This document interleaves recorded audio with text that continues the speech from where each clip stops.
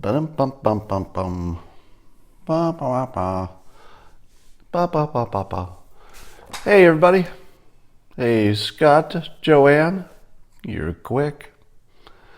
Eric, Andrew, come on in here.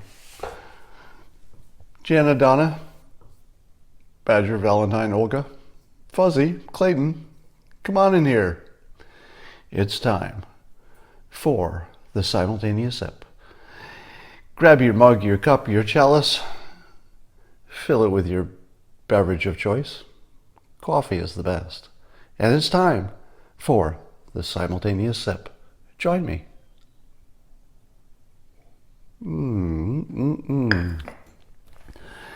So, I saw in the news that there were two fairly large busts of fentanyl on the border. And what caught my attention was that both of them were caught by dogs. So drug-sniffing dogs apparently can sniff out fentanyl really easily. I didn't know that, but there's a downside because apparently a lot of dogs are overdosing. So drug-sniffing dogs are actually dying from over-sniffing fentanyl. It's that deadly. Now, I have a question. How hard is it to train a dog? Let's say you're a family dog. If you had a regular family dog who was relatively trainable, could you train it to sniff fentanyl? How hard would that be? Because it seems as though any family that has a teenager would be well served if the parents would say, all right, our kid's 12 now, let's take the family dog in and train it to sniff fentanyl, just in case. And then just have the dog do its thing, and every once in a while the dog's going to go, I smell fentanyl.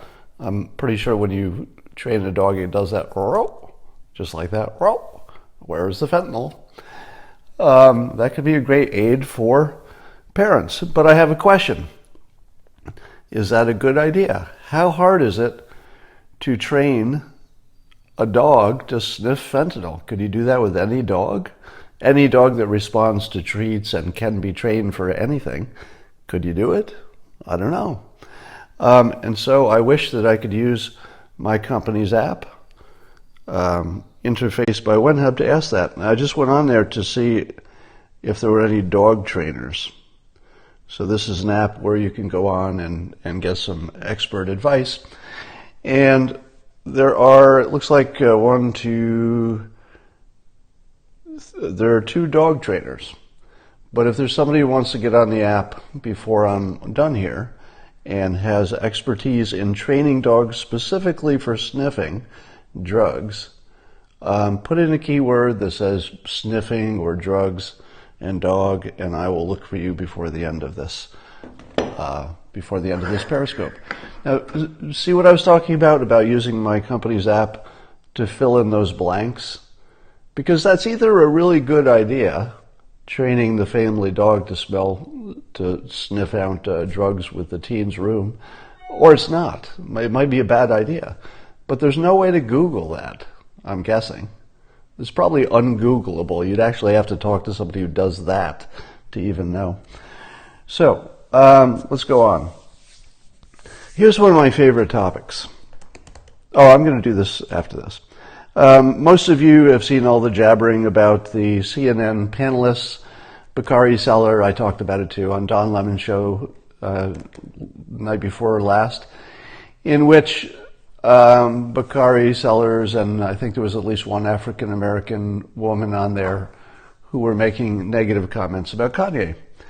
And the folks on the right, the Republicans and Trump supporters and conservatives, are making a lot of noise about the fact that I think Bakari was the one who said, what was his statement?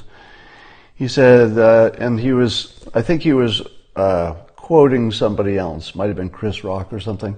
So he said this sentence that you would not normally say on television, which is, this is what happens when Negroes don't read. All right, so this is coming from an African-American man on television. This is not me saying that. And so the conservatives are saying, racist, how can you say racist things? Racist, how can you call him a token? Racist, racist, racist. To which I say, what? When did we start calling black people racist for saying things about other black people? What? Let's be at least a little bit consistent about what even racism means. If we're calling our own people, if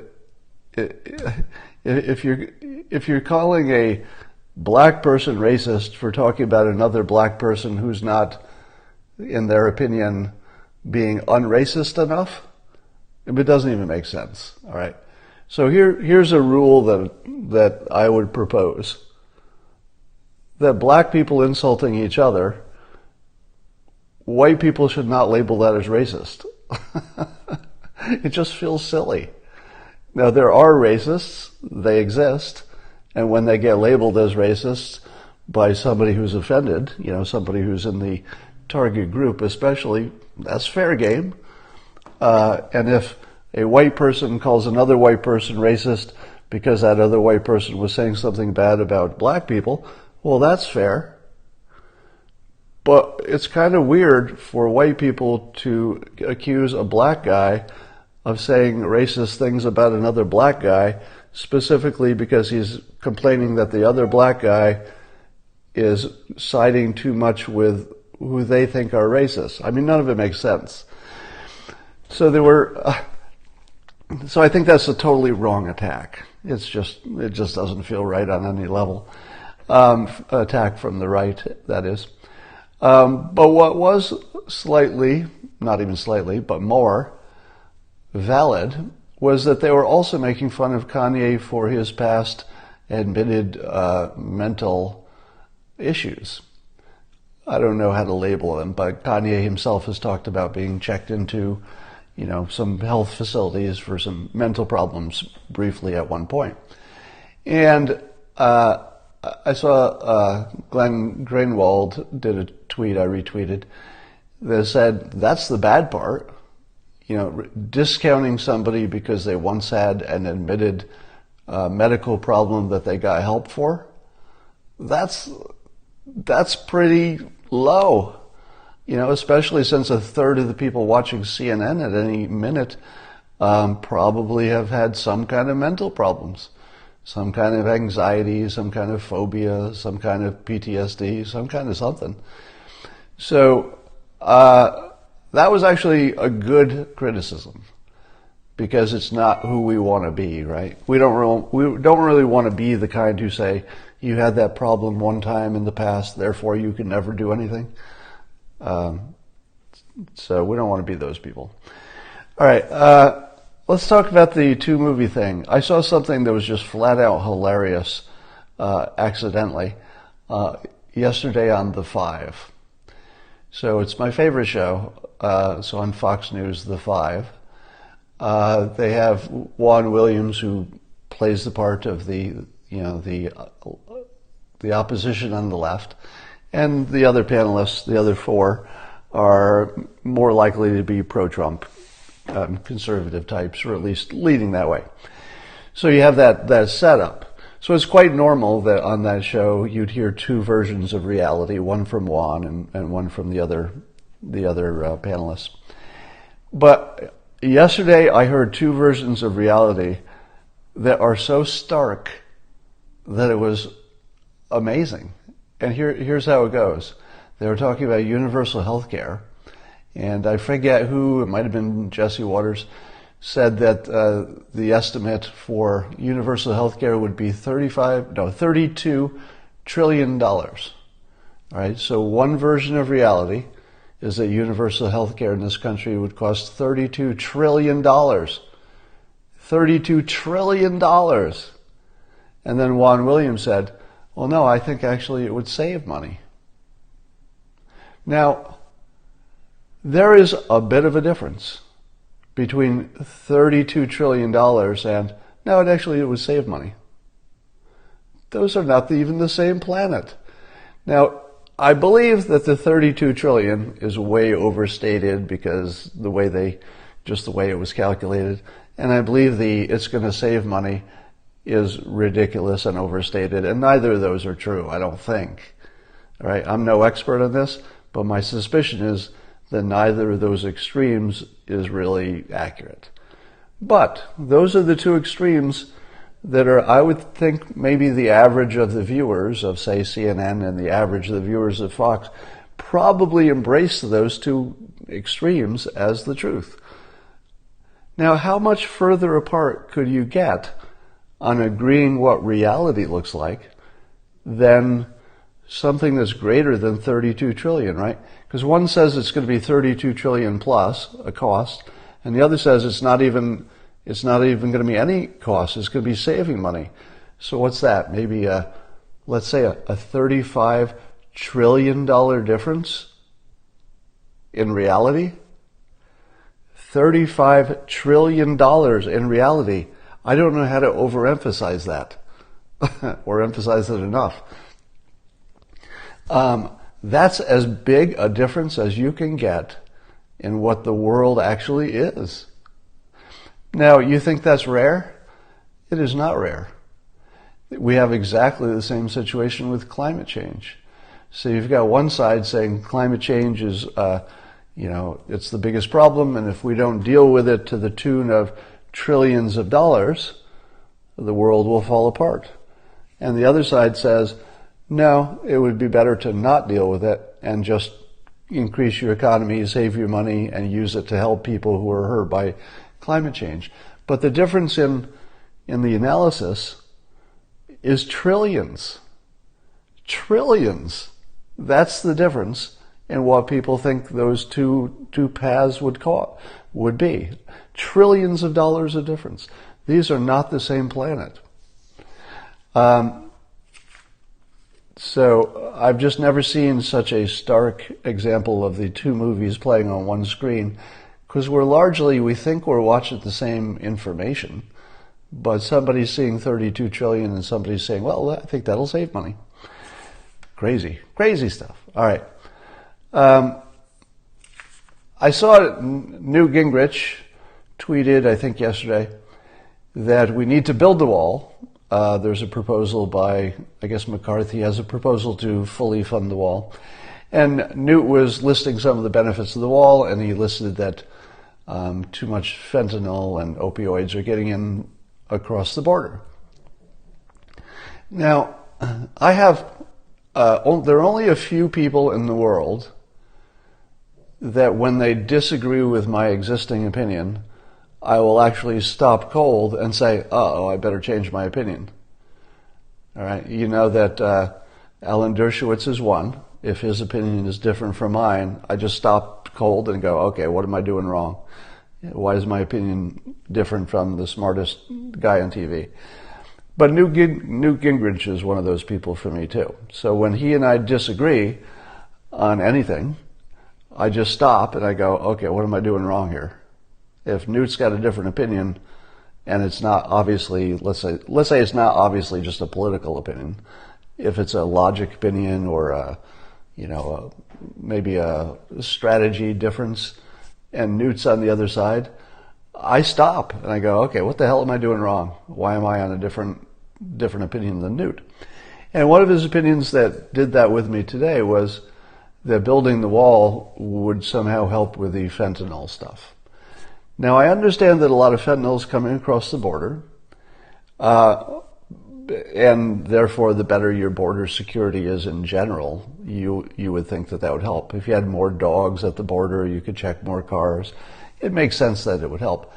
But on the other hand, fentanyl is really small. It feels like the one thing you could get across the border easier than just about anything else. Easier than weed, probably easier than cocaine, even just the size of it. So no matter how tall that wall is, all you have to do is, put it on a rope at the end of put it in a sock at the end of a rope and swing it around a few times and toss it over the wall to your friend who's standing on the other side. So I don't know how the wall actually stops the fentanyl in that case. Now, I'm going to make a distinction between that and my call for executing the Chinese lab owners who are, creating the fentanyl in China and sending it here. Executing the people that we can identify as actually being behind it in China is not just about stopping the supply. It might slow down the supply, that would be great. But it's more about making sure that people know that those people need to be killed because they have killed so many Americans. It's a lot about the message, all right? So when I say let's kill the Chinese executives, or let's insist China kill them, because China does like to execute their drug dealers, the benefits of that are the message it sends about the importance of stopping fentanyl, and we're just using their lives as part of the message because they've sacrificed their lives. They're mass murderers, right? If somebody's literally a mass murderer responsible for possibly thousands or tens of thousands of deaths in the United States, I have no hesitation to kill them if we can get some benefit out of it. And the message would be the benefit, as well as it might disrupt the flow a little bit, but it's the message I want. The wall, on the other hand, does send a message, but I don't know that it actually stops any fentanyl from coming in. That's a slightly different question. So yes, on executing Chinese executives of drug labs that are creating fentanyl illegally, because first of all, it's illegal.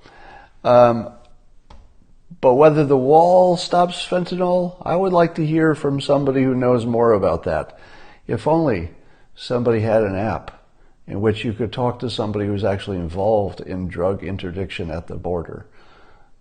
An expert, perhaps, who could be on the Interface by WinHub app. All right. The question is, should borders be respected? Well, yeah, those are separate questions. There's a article that I tweeted this morning, so you can find it in my Twitter feed this morning, from a Democrat who has switched from anti-Trump to pro-Trump. And you really have to read it. It's like, first of all, it's really well written, so it's worth your time just for a good read. But secondly, to see that mental transition from anti-Trump to, I think I've been taken. And it felt like it was somebody who was getting out of their cognitive bubble. I think that's actually the phrase he used in there. But you have to read it. It's really well written. I'm a little bit biased because after I read it, I thought, wow, that's really well written. And then I saw the author tweeted that he had just finished Win Bigly, and I think that had some influence on him. Let me ask you this. How many of you tried my technique to get at least one person to register? How many of you tried my technique? And tell me if it worked. Tell me in the comments right now, have any of you used my technique to get somebody got a 6? I did. I was halfway through when your Periscope started. I registered 3. I did. I've got 4. Holy cow. Oh my God. Go to my Twitter feed and you'll see the article. It's one of the tweets I did this morning. I'll repeat my technique, but look at all the people who said that they used the technique and they registered multiple people. I was saying just try one, but it looks like people got anywhere from 2 to 6 people registered already. All right, here's the technique. The technique is you pick out somebody who you think would vote your way, somebody who's philosophically like you and is likely to vote the way you would like them to vote. The only thing is you don't think they're going to vote. So you want to see if you can influence them to vote. And here's the technique. You want to simplify the process to the smallest step and then offer to help them with the smallest step. The smallest step is to register online, and there's just a website and it takes about 60 seconds. So if you have never registered before, or you haven't registered in a while, or you're thinking about it and putting it off, it helps to say, hey, have you registered? It only takes 60 seconds, and here's the link. Just click it. Just click it, and in 1 minute you'll be registered. And then people think, oh, but then that day I've got to get to work early, there's traffic, I got to get to the polling place. That's a lot of work. So you take all that away from their mind and you say, oh, just check the box that says you want to vote by mail. You know, if there's still time, right? There's only a little time left. But just check the box that says you'll vote by mail. So here's the link, click it, 60 seconds to register, roughly, and they'll just mail you a ballot. And then the person's going to be thinking, well, I don't want to learn about all these topics. I don't want to do a lot of homework. And then you say, you don't have to vote on everything. You can just vote on the things that you do understand and you care about. You just leave the others blank. So the process is, you take this big thing that in people's minds seems hard. It's like, how do I register? Do I have to go to the post office? Do I have to wait for something? Does it take a long time? Is there some downside to this? Do I have to drive to the polls? It just seems like a lot. So you want to shrink it down to the smallest thing. Here's an email with the link. Click it. In 60 seconds, you'll be registered. Check the box that says you want to vote by mail. It just shows up in your mailbox. And don't have to vote for anything you don't know about. And by the way, I'll help you. Let's vote during lunch, because I'm going to do it by mail too. So we'll just go to lunch and I'll help you fill it out if you want. All right. So if you use that process, you've made it sort of a social process. Yeah, let's fill it out together. You know, I'll help you out. You've simplified it in people's heads to the smallest step, and then you've provided the step. Click this link. You've chunked it down to the smallest bit. All right, so that's the thing. So that's the technique. But you want to start with somebody who's sort of pre-sold. Someone who would vote, they're busy. They would vote, but they don't really know how. They don't feel like figuring it out. They would vote, but they're afraid that it's sort of a bigger process. They don't want to bite it off, right? So it's important to pick your targets carefully as people who would like to vote. And they're halfway there. They just don't know how to get the other half. So you saw how many people in the comments said that they actually successfully got somebody to vote. So instead of standing on the street corner with a clipboard, you just find one person you know. And you say, hey, here's a link. All right. Here's another funny thing. So the Democrats, as you have noted in the news, have become far more aggressive. So they're talking about harassing Republican leaders in public. They're yelling in the streets. They're talking about impeachment. They're stopping at nothing. They're saying bad things about people. They're using more provocative rhetoric, as we just talked about earlier, and it seems that they've figured out that what they need to do is be more like Trump. I'm not wrong about that, right? The Democrats have decided to be more like Trump because they believe that his sort of impolite, aggressive approach is the secret to why he won. Is it my imagination, or have they completely misanalyzed why Trump won? They seem to think that the reason he won is, the only part they can see is that he was provocative and insulting. It's like they've looked at this big complicated bag of persuasion and policies and hard work and energy and having the right message, for understanding the real feeling in the country, adding the business perspective, making America great again. All of these things, there's a lot of stuff, right? A lot of variables. But they looked into this whole world of variables, and they did the only losing thing you could do. Well, probably isn't the only losing thing, but it's the most losingest. It's total loser think. They looked at all these good things that Trump did that are unambiguously good things, like understanding the voters better, playing a better strategic game in terms of what states he goes to, having rallies, using social media, coming up with great nicknames that are really quite scientifically, cleverly created, the branding. I mean, you could go on and on about the things that Trump does well, everything from the way he tweets, which is frankly genius, and historians will treat it that way, and they figured out the only thing that people don't like about him and decided to copy that. Am I wrong that they decided to copy the only thing that even Trump supporters are uncomfortable with, which is the fact that it's a little risky and that it's a little aggressive? Even the people who like Trump are a little uncomfortable with that stuff, right? And so the Democrats have picked the only thing Trump does that is not the important part and decided to copy it. It's hilariously incompetent. In fact, you can see it backfiring all over the place.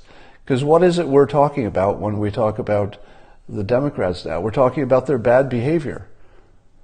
Now, when we were talking about Trump, we were talking about his wall, we were talking about what he wanted to do for the economy, what he wanted to do with North Korea, etc. When you talk about Trump, you're talking about policies and stuff. But when we're talking about the Democrats, we're just talking about their bad attitudes and the fact that they're whiny and provocative and insulting. It's all of the bad stuff with none of the good stuff. There's no good stuff in there. Now, there is an exception. You're not going to like this. You're not going to like this at all.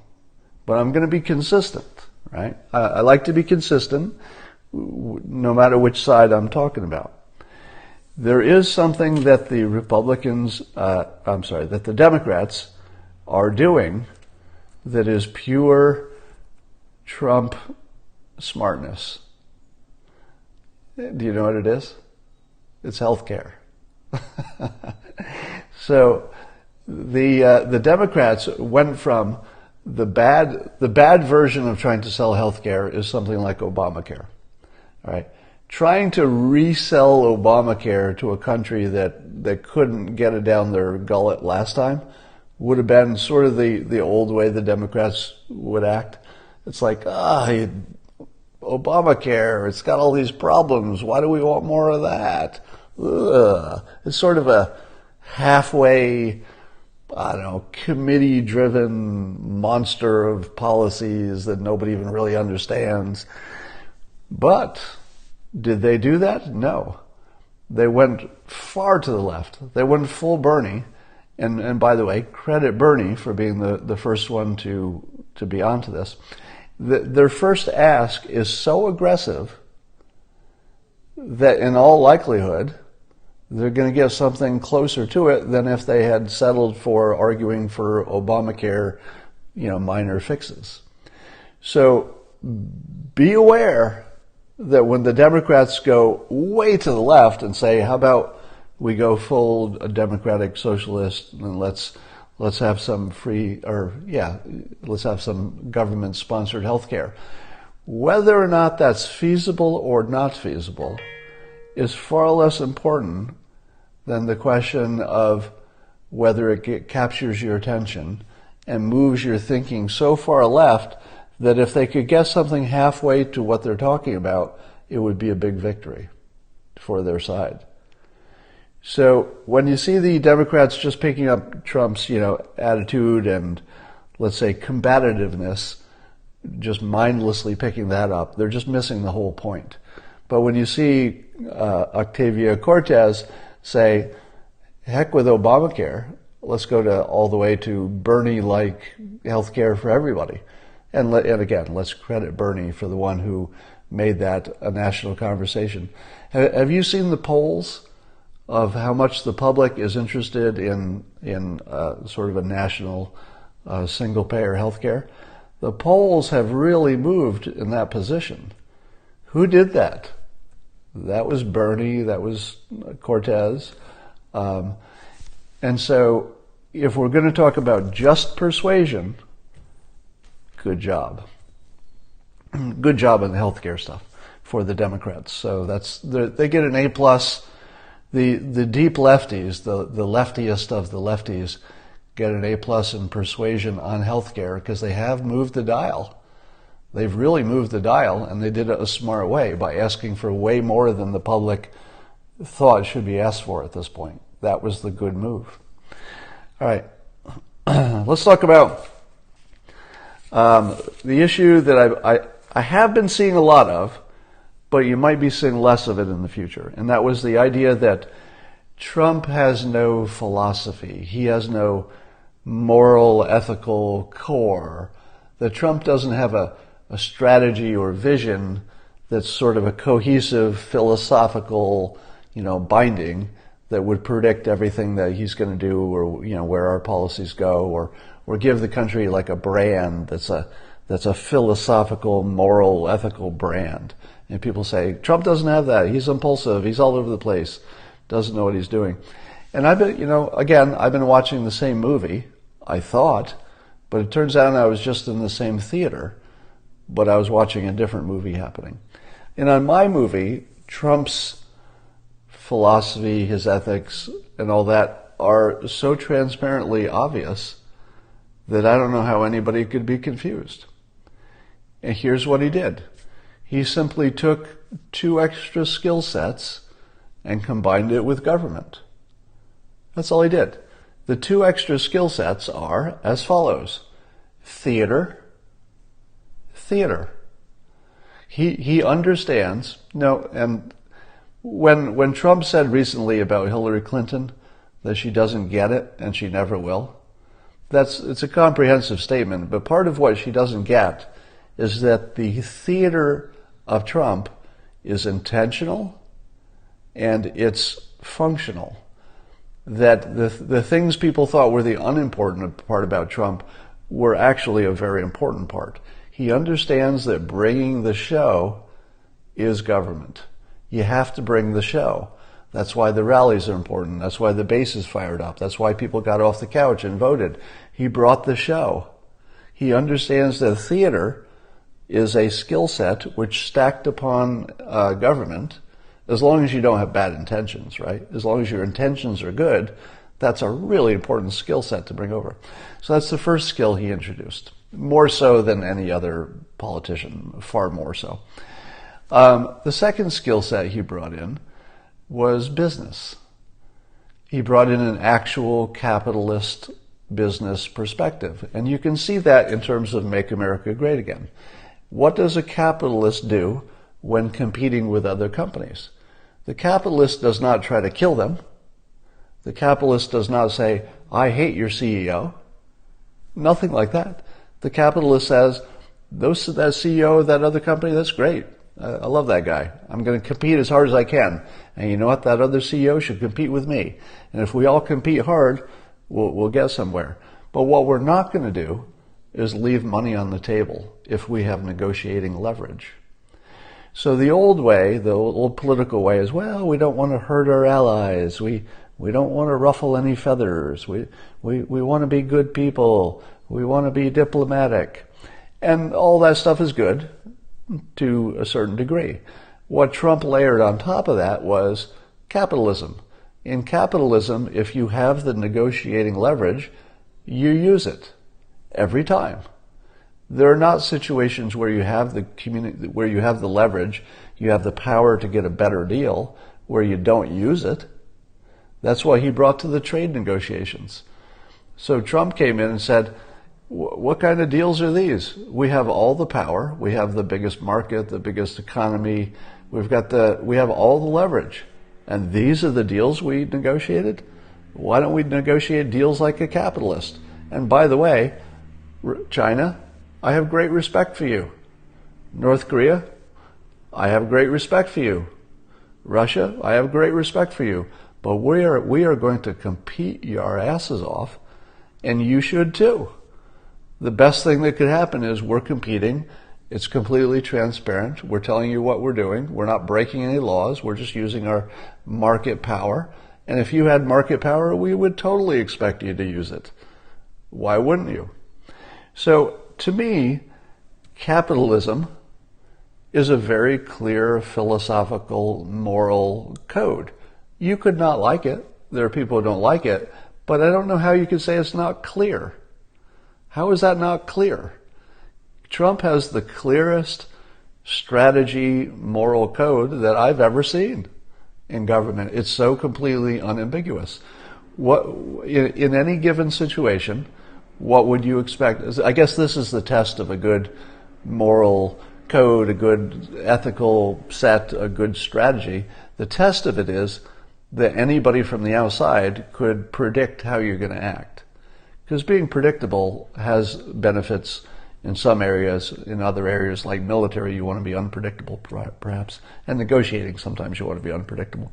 But in a general way, isn't it true that other countries know exactly what Trump would do? Which is to say, if there's something that's good for the United States, it's completely legal, and it's doable, we're going to try to do it. Just like any capitalist would. Right? So it seems to me it's completely clear. Now you could argue that capitalism itself has flaws, it has sharp edges, not everybody wins, it's unambiguously bad for some members of society. Those are all true. But it's also true that nobody's come up with a better plan yet, right? As soon as there's something better than capitalism, and by the way, I think that might be coming. The age of robots might be an age in which capitalism, the way we've understood it, doesn't make sense anymore. But at the moment, nobody has a better plan. So capitalism has, I think I saw a statistic that half of the world is middle class or better. And we've never been at that level before, and capitalism got us there. So as a moral framework, capitalism has lots of sharp edges, but nobody has a better idea. And that's sort of what Trump is bringing to the table. And I've said before that where Trump seems to be failing the fact-checking more than normal politicians, that's also because he's coming from capitalism. Capitalism sells. Capitalists are just selling. They're using hyperbole, they're marketing, they're exaggerating how good their own stuff is, and they're exaggerating how poor the competition is. If you just move that framework into a political context, well, the politicians are going to say, hey, that's a lie, that's a lie, that's a lie. I keep telling you that he's directionally accurate, meaning that anytime he doesn't pass the fact-checking, he's in at least the right side. He's moving our opinions, our thinking, our energy in a productive way, and you can see that in everything he says. And the examples being that if the president says the economy is doing great under his leadership, the fact checkers may say, hey, wait, Obama set this up. But it's still smart for Trump to say his leadership is causing these good things. Why? Because capitalists understand that economies run on confidence, they run on psychology. So Trump, understanding psychology, understanding capitalism, understanding business, is telling us consistently that he's part of the reason, a big part, maybe not the big part, but that he's a big part of why things are going well with the economy. Whether that's exactly true or not is less important than it's the fact that it's exactly the right thing to say, because that's what makes the economy actually confident. That's what makes people invest. They're like, we got the good things. We got this president. He's the right person. Things are going well under him. I'll invest. And then suddenly the economy is doing well. So you're watching the president actually persuade the economy into a higher level, just right in front of your eyes. He's actually persuading the economy to a higher level. And I'm positive that historians and economists of the future will describe it that way. They will say that he did that, and that was something he brought to the process in a way that nobody had done it as well before. All right, so it's crazy to me that people say that the president doesn't have a clear strategy and moral code. If you just think of it as starting with politics, which is nasty and ugly, layers on top of a theater, because theater is a really good tool for managing expectations, and expectations are what you have to manage for everything from negotiating to war to the economy. All of the big things are persuasion leverageable. Persuasion is a big variable that moves those things. So he moves those things, and he brings capitalism and theater and adds it to politics, and you've got a full system that is proven, has stood the test of time. He doesn't have to invent anything. Reagan is theater. Good example. All right, somebody just said Reagan understood also how to bring the theater. Good example. Reagan brought the theater. That is exactly right. I would argue that Trump is, a clearly higher level of theater than even Reagan. And Reagan was the best we'd seen, right? Wouldn't you say? Wouldn't you say Reagan was the best we've seen until Trump in terms of bringing the theater and understanding it? He didn't just bring theater. He understood its value. So when I say Reagan understood the value of bringing the theater, Trump understands the value of bringing the theater, and then you hear that Trump says about Hillary Clinton, she doesn't get it, and she never did. Now it makes sense, right? She never got that theater is a tool, and because she wasn't good at it. So I think it makes sense that Hillary would not think that the theater was a legitimate part of the process because she isn't good at it. All right, so she discounts it. JFK was theater. Good example. All right, thank you. Yeah, JFK brought the theater too. He brought the family. He brought the wife, the look, the Camelot. He brought the theater, and it made a difference, right? It made people feel good. It was a good time in the economy. That's a good example too. Bill Clinton, yes, Bill Clinton was more charismatic and popular and just one heck of a good speaker, a great speaker, really. But I wouldn't call it theater for Bill Clinton. He was just charismatic and really good at being a politician, I would say. Yeah, he played the saxophone, and so he was a little bit out of the box, but not that much. Romney didn't get it. Exactly. Yes, Romney did not understand the theater part. Here's something to think about. So I keep talking about Rand Paul because in my mind, Rand Paul's his credibility and his game just keep getting better. I didn't think he was a serious threat to become president because he didn't quite have a strong enough game, the persuasion part. But I feel like Rand Paul is watching the world's greatest display of persuasion, and he's so close to it. He's right in the persuasion zone. He's close to the president. It's got to be affecting him. There's no way he's not picking something up out of this. So the thing you should be looking for, and I would kind of expect it, is that the Rand Paul you used to see is sort of evolving in front of us to be a newer version of Rand Paul. Rand Paul classic is rational science, logic, out of the box, libertarian, a lot of good stuff, but he didn't really package it well. He didn't persuade well. He didn't have that part. He didn't have the theater. But now, does he understand the importance of the theater now? I can't read his mind. But my assumption is that Rand Paul, being a bright guy who's right in the center of things, it would be impossible for him not to understand at this point that what Trump does, the theater of it, is part of the effectiveness. And almost certainly, he's starting to think how he can incorporate the better parts of that. Now, the parts he would be able to incorporate, in theory, would be the doing something a little bit wrong, a little bit provocative, a little bit just to gain attention.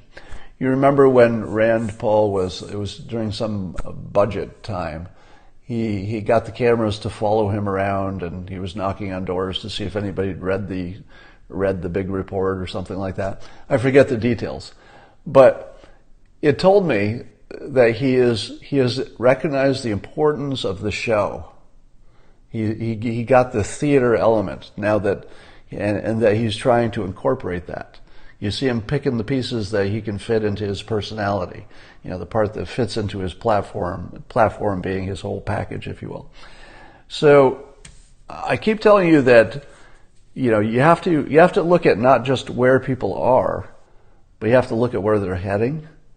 And Rand is clearly on an uptick in terms of his talent stack and what he can bring to the process. So keep an eye on him. And the other one, the other one is Kanye, of course. Now, the fact that people are criticizing Kanye, think about the situation we're in. And I don't think I'm going to say anything right now that isn't obviously true, but I'll just put it in a different package. So people are criticizing Kanye for not doing his homework and not being an expert in the things that he's getting involved in, meaning politics. And they criticize him for comments about slavery and everything else. Now, who does that sound like? Well, it sounds like Trump, right? In 2015, Trump was the guy who didn't read up enough, he didn't do his homework, etc. So first of all, you have to say, okay, well, it didn't stop Trump. Why would it stop Kanye? The thing that Kanye and Trump both have in common is an understanding about theater, right? Kanye comes in with a full understanding, maybe better than anybody's ever understood it, about how theater works, how to get your attention. So he has that in the same way that President Trump has it. And he also has that entrepreneurial part. He has the capitalism. So Kanye, or Ye, as we like to call him now, by his preference, I understand. So Ye has the capitalism, and he has the theater. The part he lacks is the background in policy and some of the historical context and stuff, just like Trump. Now, he's probably behind Trump because he's much younger, right? There are some things that you pick up just by being around a while. So Kanye is younger, but he's jumped in, and he's having meetings with the White House and with Jared about training convicts, a very important. He picks the hardest issue, right? He picks the hardest issue, and he goes right after it. So by 2024, will Kanye be too uneducated in terms of politics to run for president? Well, I would say that 2024 is a long way away. All right? In 6 years, how much can a Kanye West learn? Seriously. How much could that man learn in 6 years? A lot. All right? A lot. He could learn so much that he would be completely qualified in terms of background and context and understanding the politics of it in 6 years, should he choose to do that. Now, the should he choose to do it part, we don't know, right? He may change his mind. 6 years is a long time. But if you're judging Kanye's ability to be president by Kanye 2018, you're going to be in for a big surprise because he's not a steady state guy. So Kanye 2024 is going to be a whole new invention, and it's going to be stronger, it's going to be more qualified, it's going to be more substantial. In all likelihood, he'll have a portfolio of things he's actually done that you could point to and say, oh yeah, he did that thing. He helped out on that thing and that thing. So just be aware, you can't judge him by who he is, but you can probably make a prediction based on his trajectory. And he is someone who will jump into something he doesn't know how to do, and he will not let his ego get in the way. Have you noticed that Kanye has a weird ego? Have you noticed that it would be easy for you to say, well, wait a minute, he's an egomaniac and he thinks so much of himself, he's a narcissist. And you would think, oh, that's true, right? And you could make an argument for it. And you could show clips that would support that and et cetera. But at the same time, we're watching Kanye jump into areas that he knows he's going to get eviscerated for, areas in which he is not an expert and admits it. So when he jumps into politics, he's coming in and saying, I don't know this field yet. I'd like to help. I'm jumping in. It is the most ego-vulnerable thing that anybody could do in his position. Because remember, he's starting with a reputation that's sky high, like just loved by people of all types, consistent, creative genius. He's starting with this perfectly well-conceived brand, and he just put it all on the line. He just put the whole frickin' brand right on the line. That is something that you don't do if you're trying to protect your ego. I have argued that people who can understand ego as something that you pump up when you need to, and you see him do that right in front of you, and then he sucks it down, and he completely sublimates it. He completely pushes his ego in the back to get a job done. And in this case, you're watching it happen right in front of you. The fact that he would put on a MAGA hat and talk to the president, the fact that he would stand in front of the Saturday Night Live crew and say what he did that got cut off there, he is someone who knows how to manage his ego. Pumps it up when he needs it, deflates it when it would get in the way, because it would have stopped him from doing any of the things he's doing right now. Doesn't stop him. Doesn't stop him. No one else likes Ye. What do you mean no one else? No one in the whole world? Just me? I'm the only one? All right.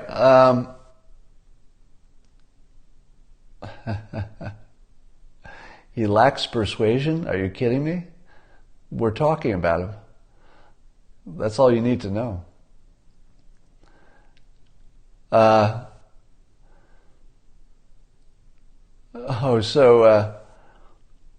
funny thing happened. You saw that, of course, you heard the quote where Trump said, I guess Taylor Swift said something anti-Trumpish, political, I forget what it was, and Trump asked about it, and he said, with sort of a twinkle in his eye, Trump said, now I like Taylor's music 25% less.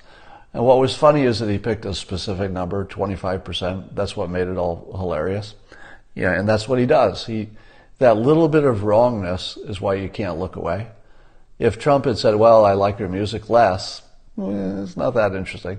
But as soon as he said, I like it 25% less, it was immediately captured your mind, because how can you calculate such things? So that little bit of wrongness that he put an exact number on it is what made it so viral. And of course he knows that, all right? This is the sort of thing that Trump does automatically because he understands that that's the extra sauce. The specificity was the wrongness. It was just enough. But the funny part was that I guess Taylor was at the American Music Awards, I think it was, and the report was that the ratings were down for the show. Do you know how much the ratings were down? 25%. Now, I don't know. What are the odds of that happening? Because it looked like, it kind of looked like, the simulation was winking at us. That Trump looks at the camera and with a twinkle in his eye goes, I like your music 25% less now. And sure enough, the AMAs in which he was, the star person of the show, the person they talked about afterwards, is down exactly 25%. Now, I'm not saying it's related. I'm not saying that's proof we're in a simulation. It's just hilarious that it was the exact number, 25%, when he shouldn't have picked, Trump shouldn't have picked a specific number in the first place. But, I've been talking about how his week is so good. Trump has had the best week anybody's ever had, like of all politicians ever. I don't think anybody has been more successful in 1 week than this president. And then he even gets that 25% thing by just weird coincidence. It's just perfect. All right. So I don't want to ignore the hurricane winds or storms or whatever we're labeling it in Florida. I hope everybody does okay. I just don't talk about the hurricanes too much because I don't have anything to add. I think FEMA, in all likelihood, is doing a great job. And the people there, I hope they're paying attention to all the safety stuff and staying safe. All right.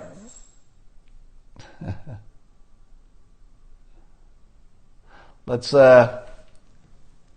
try to have a great day, and I will.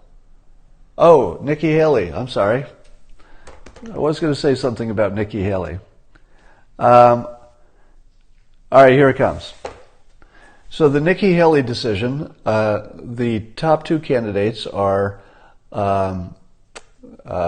Dina Powell and I forget his first name, Grinnell, who's the ambassador to Germany. And pundits are trying to guess who Trump will pick.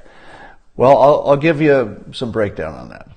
Now, if it's true, and I don't know that this is true, but if it's true that the decision is between Grinnell and Dina Powell, which would be the best pick for this president? Well, here's my take on it. Richard Grinnell, okay. So Richard Grinnell is a gay Republican, which looks great, right? So having a gay Republican in the highest diplomatic office that any president has ever had, somebody who's out anyway, I'm sure there have been other gay diplomats, but he's the first one who's out, is great. It's great for the brand, it's great for the public, it's just a great thing. If you were to move him from Germany, where he's already a great symbol of the better part of Republicans, and you move him over to the, to be the UN representative to take Nikki Haley's job, you haven't really gained that much, have you? In terms of your brand, you already had him in, one of the most important countries in the world, Germany. It would be not that much of a difference. And then what would happen if you replaced him with, let's say, a woman? Wouldn't that look like a demotion for a woman? In other words, if a woman had been in Nikki Haley's job, but then the next time a woman was promoted, it was for a head of, let's say, to be the diplomat for Germany, the ambassador to Germany, it would feel like a little bit of a demotion for women coming into the midterms when the man-woman thing is going to be so important in terms of how people feel about the two parties. But if Dina Powell is picked to replace Nikki Haley, not only do you replace a woman with a woman, which would be a better look, right? Because you still get Richard Grinnell apparently doing a great job, and still an important part of the image, the brand. But here's the thing: everybody's asking why did Nikki Haley announce so early? You've wondered about that, right? Why did she announce so early? I can think of one reason, but I'm not going to assume this is true. But I can think of one reason that would make a lot of sense. And it goes like this. It's so the president can announce another high-level position for another woman before the midterms. Now, that position would be just replacing Nikki Haley, so really it's just, a woman for a woman. So it's not really like women have gained by, a one-for-one replacement, but what's it going to feel like? If the news is focused on a high-level appointment of a woman right before the midterms, that's as good as it gets. That is the best situation for President Trump. So hypothetically, if Nikki Haley had been talking to the president about making the change at the end of the year, I guess, it would have made sense for them to say, what's the best time to announce it? Is the best time to wait to the last minute, or is the best time to go really early, which is very transparent, and I think the public appreciates it, right? The public appreciates the transparency. There's no downside to it. But it also gives Trump at least the opportunity We don't know if the timing will work, but at least the opportunity to appoint a high-level, highly qualified woman for a high-level position. And even though it's just a replacement, the headline is going to look good for Republicans and women. So if you had to bet, and don't bet based on me, right? Because there may be a lot we don't know. It has a lot to do with the personalities. Who supports these people? What friends do they have in the administration? Who has offended who? Who is married to who? There are a whole bunch of things that we don't know. But if the only thing came down to how it looked, the woman is the right choice. And not only because, as our external face, the external face of the United States, the face we're putting on to the rest of the world, half of the world is female. So having a woman in that position, that's a good look, because half of the world is female, and women probably have a worse time of it than men in most of the rest of the world. But putting a gay man as the face of the United States would also be great. I think I'd like that for all the signaling it does that, we're the kind of country that has gotten past that. So that part is good. But here's the thing. Only 5% of the world is gay, but half of the world is a woman. So the woman seems like the better outer face for our exterior facing personality, if you will. It just makes more sense. All